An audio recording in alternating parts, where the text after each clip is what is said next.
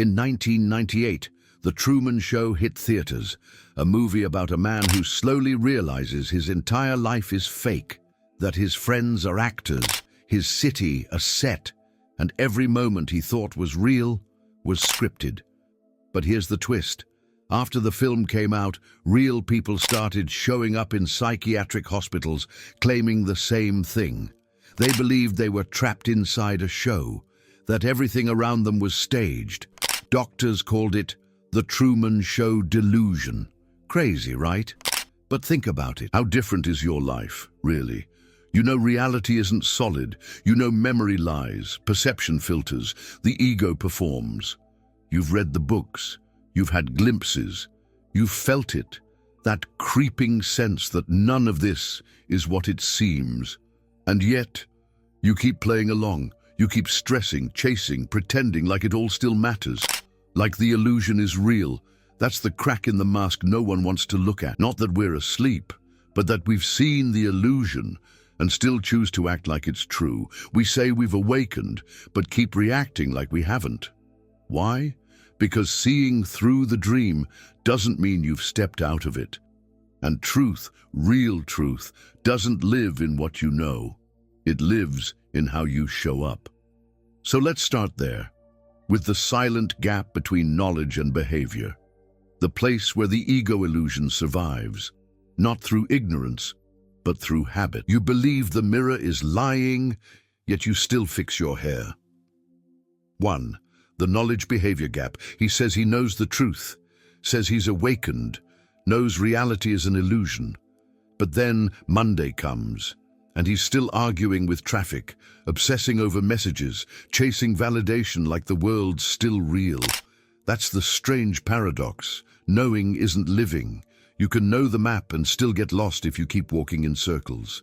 The ego illusion thrives in that space between insight and embodiment. It wears your realization like a badge, then quietly runs the show behind your back. The truth is, most people collect truths like trophies. They binge spiritual content, quote sages, nod at non-duality, and then panic when their partner doesn't text back. It's not hypocrisy, it's habit. The body still flinches like it's in the dream. The mind still reacts like it's personal. This is where the false reality sinks its claws deep, not through ignorance, but through behavior that contradicts what's been seen. And if that's the case, are we really awake? Take a look at your morning. You say you're aware. You say you've seen through it. But how many of your actions were still based in fear, scarcity, or approval seeking? When was the last time you paused before a reaction and asked, is this coming from truth or programming? Try this. Next time you're triggered, say nothing. Just watch. Not to suppress, but to see how the identity deconstruction actually begins, with stillness, not theory. See, the problem isn't that we haven't glimpsed the illusion. It's that we're still emotionally loyal to it, like someone who knows they're dreaming but keeps running from the monster. We wake up, then hit snooze. We see through the veil, then ask for another version of it. But maybe the real trap isn't outside us. It's the belief that realization alone is enough. Yet even that thought might be another part of the story. 2. Thought is not truth. He hears a thought and assumes it's wisdom. The mind says, you messed up, and he nods like it's gospel. But here's the twist. Thought isn't truth. It's just noise dressed in memory and emotion. The ego illusion depends on this blind obedience, because the moment you start questioning the voice inside your head, you stop being its puppet. And that's when things start to shake, when you notice that the mind keeps pulling you back into the script even after you've seen the camera crew. Let's make it practical. Ever caught yourself thinking about a conversation from 5 years ago, rewriting it in your head like it just happened? That's not awareness. That's the movie pulling you back in. The false reality doesn't need to be flashy. It just needs you to believe that every thought is a signal instead of just static. Try it. The next time your mind says something heavy, pause, smile, and say, that's cute. Watch the spell lose its grip. Thought creates identity, replays pain, anticipates the worst, and most of it isn't yours. It's conditioning dressed in your voice. Your dad's disapproval, a teacher's comment, a breakup, they all swirl together until you can't tell what's real. That's why identity deconstruction isn't some mystical ritual. It's noticing that the stories in your head are stitched from ghosts. And you're the space those ghosts keep visiting. But here's where it gets clever. The mind will say, okay, I understand this now. Got it. And boom, you're back in the loop. It creates a new illusion of being above it. But awakening isn't about new thoughts. It's about seeing that thoughts don't hold the key. So then what does? Or better yet, who's even asking? 3. The performative self. He's seen the illusion. He knows the ego is a role, a mask, and yet he's still performing. Now it's just a spiritual costume. The one who once chased money now chases enlightenment. The one who wanted to be admired now wants to be seen as awakened. The performative self is sneaky like that. It doesn't need applause. It just needs to exist. It's the ego illusion doing what it does best, adapting to survive, even inside the temple of truth. Look around. Social media is full of it. Quiet tones, deep captions, crystal grids, and conscious branding. But behind it, the same hunger to be seen, validated, worshipped. No judgment, just observation. Because this isn't about shaming the performance, it's about realizing you're still on stage. Even the silent monk persona can be another identity. A quieter costume, sure, but a costume nonetheless. And the false reality loves dressing up as truth. Here's something to try. Catch yourself mid-performance. Maybe you're explaining non-duality to a friend, or meditating just a little louder because someone's watching. Pause and ask, who am I doing this for? If there's a hint of an audience, even an imagined one, that's the self sneaking in the back door. Identity deconstruction means pulling the plug on the spotlight, not just changing outfits under it. The real trick? The performative self isn't just external. It plays internally too. It narrates your day, grades your progress, tracks how much you've let go. But presence doesn't need a script. It just is. So what happens when the performance stops? Not because the scene ended, but because the actor disappeared. Maybe, just maybe, the lights go out and something deeper begins to see. 4. Sensory deception. He opens his eyes and swears he's seeing the world, but what he's really seeing is filtered memory, prediction, and habit. The brain edits reality before it even arrives. It fills in blanks, smooths out contradictions, and serves a version of life that feels familiar, not true. This is sensory deception in action. The false reality doesn't hide behind a wall. It hides in what we believe we're directly perceiving. And the ego illusion feeds off that unquestioned trust. Science has proven it. Ever heard of inattentional blindness?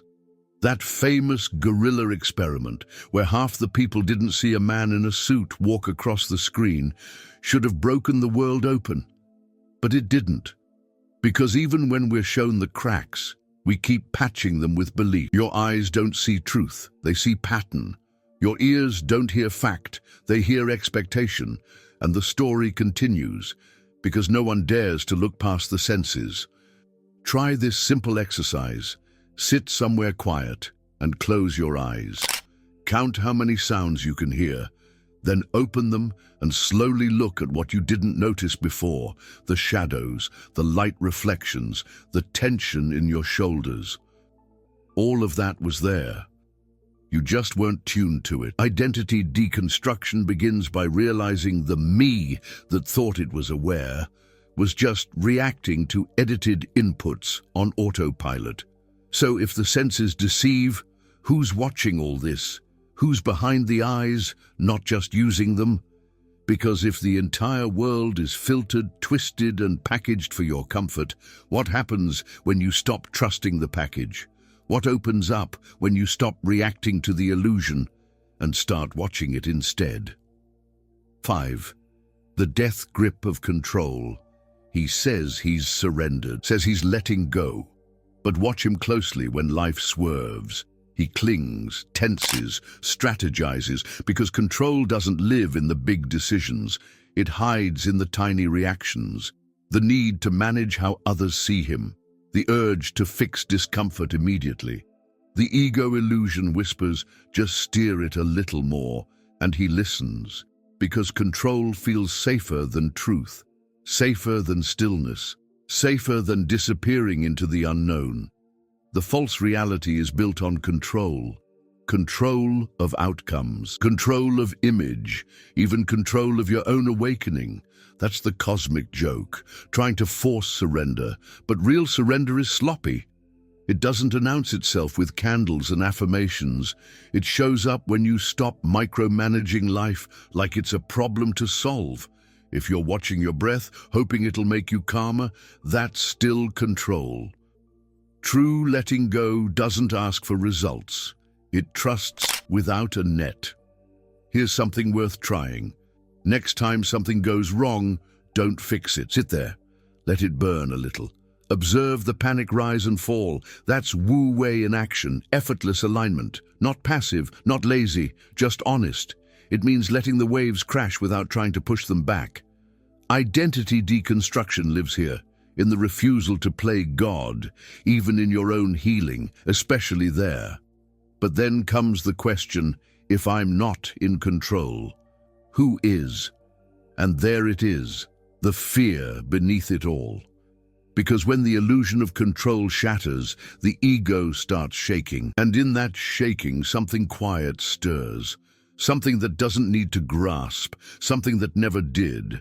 But before you feel it fully, the past starts knocking, and that's where we go next. 6. Memory as myth. He remembers his childhood clearly, or so he thinks.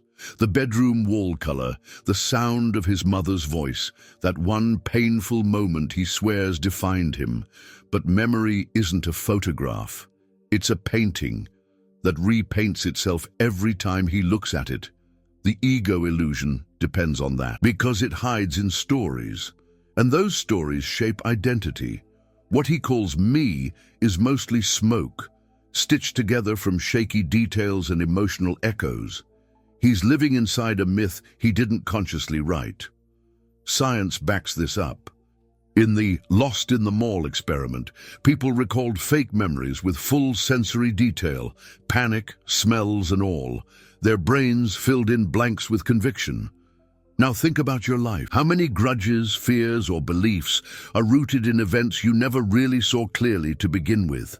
The false reality isn't built just from sight or sound. It's built from stories soaked in repetition, and the more you repeat them, the more real they feel. Even when they're fiction. Here's something bold. Write down a core memory you think defines you. Then call someone who was there. Ask how they remember it. Don't defend your version, just listen. You'll likely find a mismatch, not because someone is lying, but because everyone's memory is biased, layered in self-preservation and personal meaning. Identity deconstruction begins here, when you realize your personality is mostly past, and the past is a slippery invention. So if your self is built from memories, and memories are unstable, then who are you really? What's left when the story dissolves? That's the scary part, when the narrative collapses and silence takes its place. But before we step into silence, we've got to look at the biggest illusion of all, the belief that what you see is real. Even now, the eyes might be playing their trick again. 7. The return to pure awareness. He spent years chasing answers.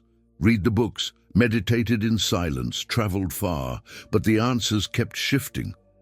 One day it was presence, the next day detachment, then surrender. And then something strange happened. He stopped asking. And in that pause, something deeper emerged. It wasn't a concept. It wasn't a feeling. It was just awareness. Quiet, unmoved, not seeking.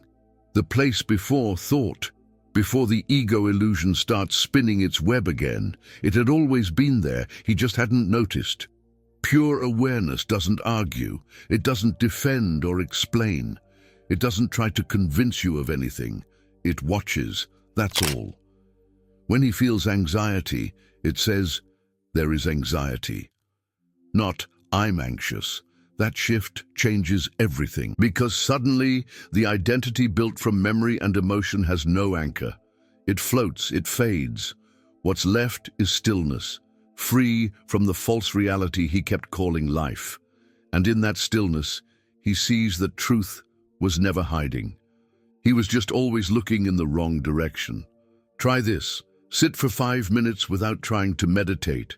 No breathing technique, no mantra, just watch. Watch the thoughts rise, the body itch, the mind wander. Don't resist, just observe. And slowly, you'll feel it. That quiet presence behind everything. It's not exciting, it's not intense, but it's real.